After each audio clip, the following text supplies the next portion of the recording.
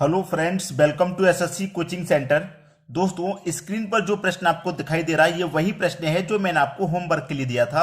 और मैंने आपसे ये भी कहा था कि अगर आपसे ये प्रश्न हल नहीं हो पाएगा कोई बात नहीं, मैं इसका सॉल्यूशन कराऊंगा। ठीक है, मैंने इसका आंसर ही बताया था कि सी ऑप्शन इसका बिल्कुल सही जवाब है।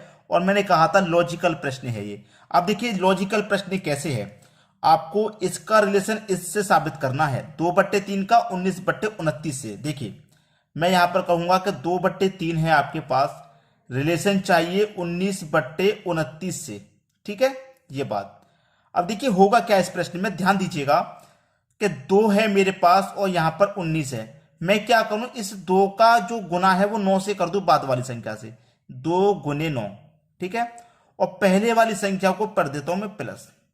ठीक है, फिर भाई मैं यहां भी वही करूंगा कि पहली संख्या गुना दूसरी से करूंगा। देखिए यहां इसका गुना दूसरी संख्या से, कि यहां तो इसका गुना दूसरी संख्या से करूंगा, मतलब 3 का गुना 9 से करूंगा। और पहले वाली संख्या को प्लस में लिखा तो यहां भी पहले वाली संख्या को प्लस में लिख दूंगा। ठीक है, 2 का गुना 9 से करूंगा 18 हो जाएगा और ये +1 हो गया। ठीक, 3 का गुना 9 से करूंगा 27 हो जाएगा और ये प्लस का 2 हो गया। 18 में 1 जोड़ूंगा 19 और 27 में 2 जोड़ूंगा 29। भैया 19/29 हो गया, 19/29 हो गया। मेरा 2/3 का रेशन 19/29 से बन गया। ठीक है, अब यहां पर मेरे पास दे रखा है कि 8/7। ठीक है, 8/7 का रेशन बनेगा, किस संख्या से बनेगा? यही तो लॉजिक है, यहीं पर बात समझ में आएगी। अब देखिए अगर आप ध्यान देंगे तो यहां सभी में लास्ट में 9 दे रखा है, यहां पर भी लास्ट में 9 है, तो ये बात तो कंफर्म सी है, लगभग 90% के बाद वाली संख्या 9 ही आएगी। क्लियर है? लेकिन हम कंफर्म है या नहीं है उसके ऊपर नहीं जाएंगे, हमारा जो तरीका है उससे करेंगे सॉल्व। ठीक है, देखिए तरीका क्या है, यहां पर 2 का रिलेशन 19 से था। ठीक है, मतलब 2 का रिलेशन 19 में अगर मैं नजर डालूं कि यहां पर 2 है और यहां पर 1 है, मतलब 2 से 1 कम संख्या है। यहां पर 3 है, यहां पर 2 है, मतलब 3 से 1 कम संख्या है। उसी तरीके से यहां पर 8 है मेरे पास, तो यहां 8 से 1 कम संख्या मतलब 7 आ जाएगी। आएगी कि नहीं आएगी? ठीक है, और यहां 7 से 1 कम संख्या मतलब 6 आ जाएगी। क्लियर है? तो 7/6 हो गया ये, मतलब पहली संख्या मैंने दोनों की निकाल ली। 2 से 1 कम 1, 3 से 1 कम 2, 8 से 1 कम 7, 7 से 1 कम 6। तो पहली संख्या 7 हो गई, नीचे में पहली संख्या 6। तो 7 और 6 कहां पर है? 7 और 6 यहां पर भी नहीं, यहां पर भी नहीं, 7 और 6 यहां पर है। ठीक है, तो यहां पर भी 9, यहां पर भी 9, यहां पर भी 9, यहां पर भी 9, ये हमारा आंसर मिल गया। ठीक है, मिला कि नहीं मिला? अब मैं करूंगा क्या, वही लॉजिक लगा के देखूंगा जो यहां लगाया था, पहली संख्या का गुना यहां बाद वाली से, यहां भी पहली का बाद वाली से। मतलब 8 का गुना किससे कर दूंगा? 9 से कर दूंगा और पहले वाली संख्या को ऐड कर दूंगा। ठीक है, यहां देखिए 7 का गुना 9 से कर दूंगा और पहले वाली संख्या को ऐड कर दूंगा। ठीक है, 8 निम 72 होता है, 72 प्लस में कितना? 7। यहां पर 7 निम 63 होता है और प्लस में कितना? 6।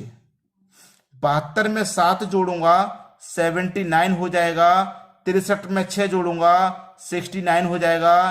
तो 79/69, 79/69, 79/69, वही आंसर आया कि नहीं आया? वही आंसर मेरा आ गया।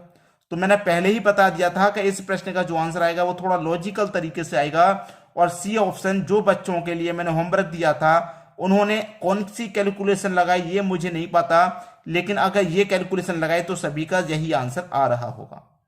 इसलिए मैं कहता हूं नंबर एनालॉजी एक ऐसा चैप्टर है जो कभी भी खत्म नहीं होता, कोई भी प्रश्न उसमें किसी भी लॉजिक से दिया जा सकता है। तो उम्मीद करूंगा ये प्रश्न आपको बहुत पसंद आया था। ठीक है, ये होमवर्क वाला प्रश्न था। अब देखेंगे आज के वीडियो में जो प्रश्न रखे गए हैं उनको देख लेते हैं। ठीक है दोस्तों, चलिए स्टार्ट करते हैं। आज का जो वीडियो है वो चक्रवृद्धि ब्याज पर आधारित है। ठीक है, चक्रवृद्धि ब्याज के प्रश्न हैं और आप अच्छे से जानते हैं चक्रवृद्धि ब्याज कंपाउंड इंटरेस्ट हमारे लिए कितना जरूरी है। तो प्रश्न है आपका, 1000 रुपए पर 2 वर्ष का 10% वार्षिक दर से चक्रवृद्धि ब्याज क्या होगा? ठीक है, देखिए हमेशा याद रखना कि प्रश्न में अगर आपको रेट दे रखा है तो प्रश्न सॉल्व हो गया। रेट दे रखा है आपको 10% का, 10% की फ्रैक्शन वैल्यू क्या होती है? 10% की वैल्यू होती है 1/10। कैसे होती है सीख लीजिए। आपके पास 10% है तो 10 लिखेंगे और परसेंट का मतलब होता है बटे में 100। तो 10 से काटेंगे 10 से कम 10, 10 से काटेंगे 10 बार में, तो 1/10 आ जाएगा, 1/10 आ गया। तो 10% की फ्रैक्शन वैल्यू 1/10 होती है इस तरीके से सॉल्व करने के बाद। ठीक है, याद रखना इस तरीके के प्रश्न में एक तरफ लिखेंगे प्रिंसिपल, एक तरफ लिखेंगे अमाउंट। प्रिंसिपल कितना दे रखा है आपके पास, अमाउंट कितना दे रखा है आपके पास, उस पर मत ध्यान दीजिए। मैं क्या कह रहा हूं उस पर मत ध्यान दीजिए, जो मैं बता रहा हूं उस पर ध्यान दीजिए। ठीक है, देखिए आपके पास जो नीचे वाली वैल्यू होती है आप अच्छे से जानते हैं वो प्रिंसिपल होता है, और नीचे में ऊपर वाली को जोड़ देंगे तो वो आपका अमाउंट हो जाता है। तो नीचे वाली प्रिंसिपल है आपका 10 रुपया, अमाउंट कितना हो जाएगा, 10 में 1 रुपया जोड़ देंगे तो 11 रुपया आपका अमाउंट हो जाएगा। अमाउंट का मतलब मिश्र धन हो जाएगा। ठीक है, अमाउंट का मतलब मिश्र धन हो जाएगा। अगर प्रश्न 2 वर्ष का है तो पावर 2 कर दीजिए, 3 वर्ष का है तो पावर 3 कर दीजिए। ठीक है, क्लियर हुई बात। अब 10 की पावर 2 का मान कितना हो जाएगा भाई, 100 हो जाएगा। 11 की पावर 2 का मान कितना हो जाएगा, 121 हो जाएगा। अब 100 रुपए की चीज को आप 121 में बेचेंगे तो कितने का प्रॉफिट हो जाएगा, 21 का प्रॉफिट होगा कि नहीं होगा। कितने का प्रॉफिट हो जाएगा भाई, 21 का। आपसे पूछ रहा है प्रश्न में कि चक्रवृद्धि ब्याज बताइए क्या होगा। यहां पर प्रिंसिपल कितना है, 100 रुपया है, और यहां पर प्रिंसिपल कितना है, 1000 रुपया है। तो 100 प्रिंसिपल यहां पर है, रियल में 1000 है, तो 100 से 1000 कितने गुना पर है, आप बोलेंगे 10 गुना पर है। जब प्रिंसिपल आपका 10 गुना है तो अमाउंट भी आपका 10 गुना होगा और ब्याज भी आपका 10 गुना होगा। जो फायदा है वो भी 10 गुना होगा। 100 रुपये पर 21 रुपया ब्याज मिला, तभी तो 121 रुपया मिला अमाउंट। ठीक है, तो हर चीज क्या हो जाएगी, जब आपका प्रिंसिपल आपका 10 गुना जा रहा है तो ब्याज भी 10 गुना जाएगा, अमाउंट भी 10 गुना जाएगा। अमाउंट पूछ रहा है, क्या पूछा है, चक्रवृद्धि ब्याज पूछ रहा है, तो ब्याज को 10 गुना कर दो भाई। 21 का 10 गुना करेंगे कितना हो जाएगा, 210 हो जाएगा। तो ब्याज 10 गुना हो गया भाई 210 रुपया। 210 दे रखा बी ऑप्शन में, ये आपके प्रश्न का बिल्कुल सही जवाब है। आसानी से समझ में आ रहा है, कोई परेशानी किसी को नहीं आएगी। अब देखेंगे अगला प्रश्न। अगला प्रश्न है 12.5% वार्षिक दर से 6400 रुपए का 2 वर्ष बाद चक्रवृद्धि ब्याज ज्ञात कीजिए। अच्छा प्रश्न है, धमाकेदार। मैंने क्या बताया कि आपके पास परसेंट दे रखा है, तो इस तरीके के प्रश्न को आसानी से सॉल्व। 12.5%, 1/2%, 12.1/2 का मतलब है 12.5%। इसकी फ्रैक्शन वैल्यू क्या है, सही में रियल में सॉल्व करें। 2 का मल्टीप्लाई 12 से करेंगे 24, 24 में जोड़ेंगे 25, 25/2 कितना हो जाएगा भाई, 25/2। परसेंट का मतलब क्या होता है, बटे में 100 होता है, तो बटे में 100 और आएगा ये। ठीक है, तो 25 रहा ऊपर, बटे में कितना है, 2 का मल्टीप्लाई 100 से करूंगा 200 है बटे में। 25 एक बार में कटेगा, 25 से 8 बार में कटेगा तो 1/8। तो नीचे वाली वैल्यू प्रिंसिपल। ठीक है, तो एक तरफ प्रिंसिपल लिख लो, एक तरफ अमाउंट। प्रिंसिपल कितना हो गया, 8 रुपया हो गया, और 8 में 1 जोड़ेंगे तो 9 रुपया हो जाएगा, अमाउंट 9 रुपया। अगर प्रश्न 2 वर्ष का है तो पावर 2 लिख देंगे, और 3 वर्ष का रहेगा तो पावर 3 लिख देंगे। ठीक है, 8 की पावर 2 का मान 64 रहेगा, 9 की पावर 2 का मान 81 रहेगा। 64 रुपए की चीज को आप 81 रुपए में बेचेंगे, कितने का फायदा, आप बोलेंगे सर 17 रुपए का फायदा। ऐसा समझ लीजिए कि 64 रुपए आपने किसी पे ब्याज पे दिए और 81 रुपये आपको पूरा मिला, तो उसमें 17 रुपये आपको ब्याज का मिला। ठीक है, प्रिंसिपल कितना भैया, यहां पर 64 रुपया है, और यहां पर प्रिंसिपल 6400 है। कितना है, 6400 है। तो 64 से 6400 कितने गुना पर है, आप कहेंगे भैया देखिए 64 है, यहां पर 6400 है, कितने गुना पर है, आप कहेंगे भैया 100 गुना पर है। जब प्रिंसिपल 100 गुना है तो ब्याज भी 100 गुना रहेगा, और आपका जो अमाउंट है वो भी 100 गुना रहेगा। अब जो पूछ रहा है बता दो, चक्रवृद्धि ब्याज ज्ञात कीजिए। ब्याज पूछ रहा है क्या होगा, तो ब्याज को भी 100 गुना करेंगे। तो 17 का 100 गुना कितना, 17 एकम 17, और 2 जीरो आ जाएंगे बाद में, मतलब 1700 आपका ब्याज रहेगा, जो कि सी ऑप्शन में दे रखा है। अमाउंट पूछता तो यहां पर 81 का 100 गुना कर देते, तो 81 का 100 गुना भैया 8100 हो जाता, तो 8100 इसका अमाउंट है। ठीक है, क्लियर है। हमसे ब्याज पूछा है, ब्याज हमने बता दिया। सभी की समझ में बात आ गई। अब देखेंगे अगला प्रश्न। अगला प्रश्न है, मूलधन 4500 रुपए हो तो 2 वर्ष बाद 6.2/3% वार्षिक दर से चक्रवृद्धि मिश्रधन क्या होगा। आपके पास ये दे रखा है 6.2/3%। इसको फ्रैक्शन वैल्यू सॉल्व करेंगे। 3 का मल्टीप्लाई 6 से करेंगे 18, 18 में 2 जोड़ेंगे 20, 20/3, 20 के बट्टे में 3। परसेंट का मतलब बट्टे में 100 होता है, तो ये कितना हो गया 20, और 100 का गुना 3 से करेंगे 300। 20 एकम 20 कटेगा और 20 से काटेंगे 300 को तो 15 बार में कटेगा, तो 1/15। नीचे वाली वैल्यू प्रिंसिपल अच्छे से जानते हैं आप, तो एक तरफ प्रिंसिपल लिख लो, एक तरफ अमाउंट। प्रिंसिपल कितना हो गया भैया आपका 15 हो गया, अमाउंट कितना हो गया 15 में 1 जोड़ेंगे 16 आपका अमाउंट हो गया। प्रश्न कितने समय के लिए है, 2 वर्ष के लिए है, तो पावर 2 रख देंगे आप। 15 की पावर 2 का मान होता है 225 और 16 की पावर 2 का मान होता है 256। ठीक है, अब देखिए यहां पर आपको कोई वैल्यू दे रखी है, मूलधन दे रखा है 4500 रुपए, प्रिंसिपल आपको दे रखा भैया 4500 रुपए और यहां पर प्रिंसिपल है 225 रुपए, तो 225 से 4500 कितने गुना पर है, आप बोलेंगे सर 20 गुना पर है। जब ये 20 गुना पर है तो जो ब्याज बनेगा वो भी 20 गुना बनेगा, जो अमाउंट बनेगा वो भी 20 गुना बनेगा। ठीक है, आपसे पूछ क्या रहा है प्रश्न में, चक्रवृद्धि मिश्र धन क्या होगा, मिश्र धन मतलब अमाउंट पूछ रहा है भाई, तो 256 का 20 गुना कर दो, बस आंसर आ गया।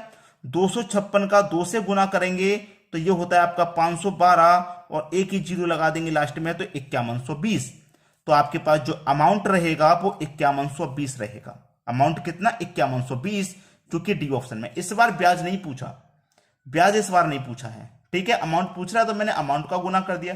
भाई जितना गुना प्रिंसिपल में रहेगा उतना ही गुना अमाउंट में रहेगा, उतना ही गुना ब्याज में रहेगा, याद रखना इस बात को। अब देखेंगे अगला प्रश्न।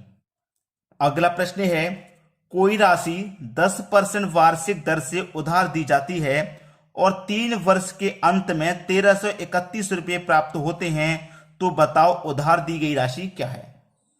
भैया रेट कितना है, यहां पर 10% का रेट है। 10% की फ्रैक्शन वैल्यू 1/10 होती है। ठीक है, एक तरफ प्रिंसिपल लिखेंगे, एक तरफ अमाउंट लिखेंगे। प्रिंसिपल क्या है 10 हो जाएगा, 10 में 1 जोड़ दूंगा, अमाउंट मतलब 11। इस बार समय 3 वर्ष के लिए है तो पावर 3 रख देंगे। ठीक है, 10 की पावर 3 का मान कितना होता है भैया 1000 और 11 की पावर 3 का मान कितना होता है 1331। इतना क्लियर हो गया। अब यहां पर देखिए वर्ष के अंत में 1331 रुपए प्राप्त हो रहे हैं, कितने 1331 वर्ष के अंत में, तो इसका मतलब जो मिश्र धन प्राप्त हो रहा है वो 1331 प्राप्त हो रहा है लास्ट में।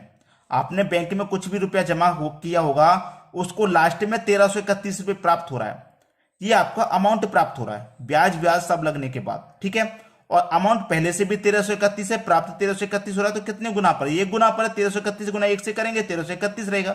जब अमाउंट 1 गुना है तो प्रिंसिपल भी क्या रहेगा 1 गुना, मतलब 1000 रहेगा। आपसे पूछ रहा था बताओ उधार दी गई राशि क्या है, तो भैया उधार दी गई राशि 1000 ही है। क्लियर, बी ऑप्शन क्लियर हो गया, समझ में आ गया, सभी के समझ में आ गया होगा। उम्मीद करूंगा किसी को भी यहां इस प्रश्न को समझने में कोई परेशानी नहीं आई होगी। अब देखेंगे हम अगला प्रश्न। अगला प्रश्न है, कोई धनराशि चक्रवृद्धि ब्याज की 8% वार्षिक दर से 2 वर्ष में 5832 रुपये हो जाती है, तो वह धनराशि क्या है। रेट है आपका 8% का, 8% की फ्रैक्शन वैल्यू, 8% का मतलब बटे में 100। ठीक है, मैं 4 से काटूंगा 2 बार में, 4 से काटूंगा 25 बार में, 2/25 हो गई फ्रैक्शन वैल्यू। और नीचे वाली वैल्यू प्रिंसिपल, तो एक तरफ प्रिंसिपल लिखेंगे, एक तरफ अमाउंट। प्रिंसिपल है आपका 25, तो अमाउंट कितना हो गया 25 में 2 जोड़ दो, 27 आपका अमाउंट हो गया। प्रश्न कितने समय के लिए है, 2 वर्ष के लिए है, तो पावर 2 रख दीजिए भाई। 25 की पावर 2 का मान 625 और 27 की पावर 2 का मान 729। जिन बच्चों को स्क्वायर याद नहीं है वो नहीं कर पाएंगे, प्रश्न में यहीं पर अटक जाएंगे अगर स्क्वायर याद नहीं है तो। ठीक है, 625। अब देखिए यहां पर आपके पास क्या है, 2 वर्ष में 5832 रुपये हो गई कोई राशि, 2 वर्ष में इतनी हो गई, इसका मतलब ये अमाउंट दे रखा है। यहां पर मेरा अमाउंट 729 है और यहां पर मेरा अमाउंट कितना है 5832 रुपया।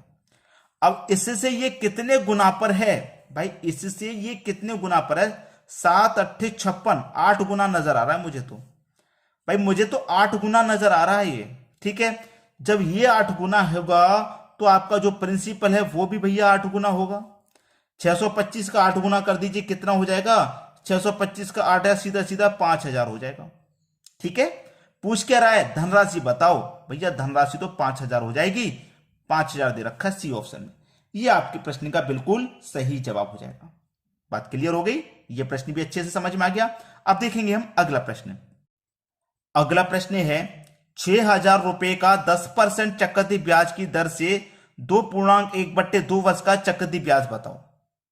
भाई ये प्रश्न मैं आपको होमवर्क के लिए दे रहा हूं।